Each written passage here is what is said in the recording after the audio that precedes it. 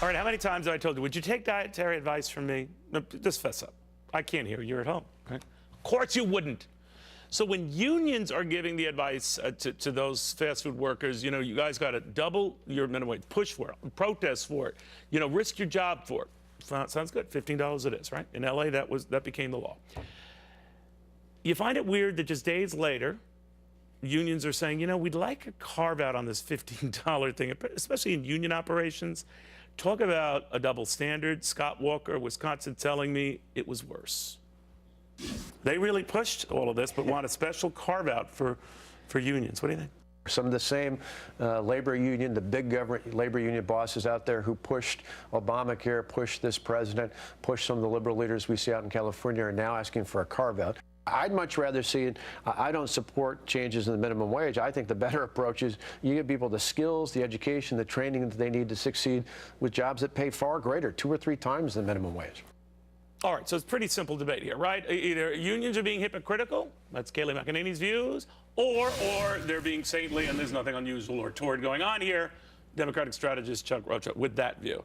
Kayleigh, you smell a fish here. Yes, these unions are being entirely hypocritical. For 7 months, labor leaders were fighting for minimum wage of $15 for all. They were fighting against exceptions for restaurant owners. And now, all of a sudden, now that it's coming down to the pipes, they're saying, wait, labor unions need an exception. It's hypocrisy, and it's quite astonishing to think that they can get away with this. Now, Chuck, aren't you ashamed to be a liberal tonight?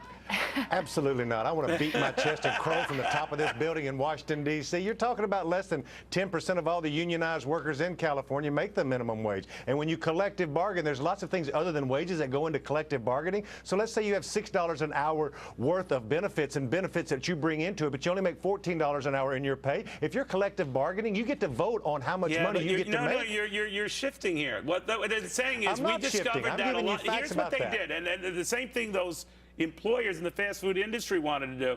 Can we have a 2-tier pay structure? Let's say for the younger workers or those who are working part-time, can we have a different lower rate for them? And the union said, no.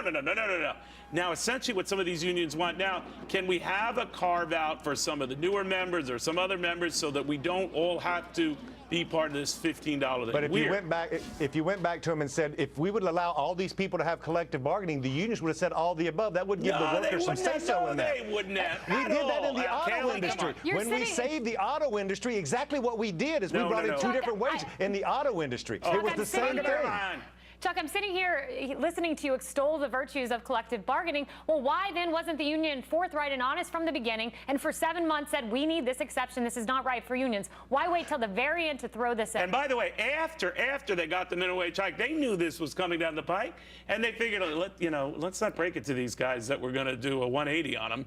Let's just push this thing through, and then we can be the lying, scheming scum we are and go back and renegotiate. Let's be clear with the viewers and tell them that the unions don't represent fast food workers. They're actually trying to stand up for workers who have nobody to stand up for themselves. And when you have collective bargaining, you can do that. A hypocritical union is a hypocritical union. Hypocritical. They don't have any union representation. They're trying to stand up for something instead of the big boss man getting everything at the top and leaving them with crumbs. Down to do me 50 push-ups right now. Baby, I'm ready. Let's do this. So am I. Not.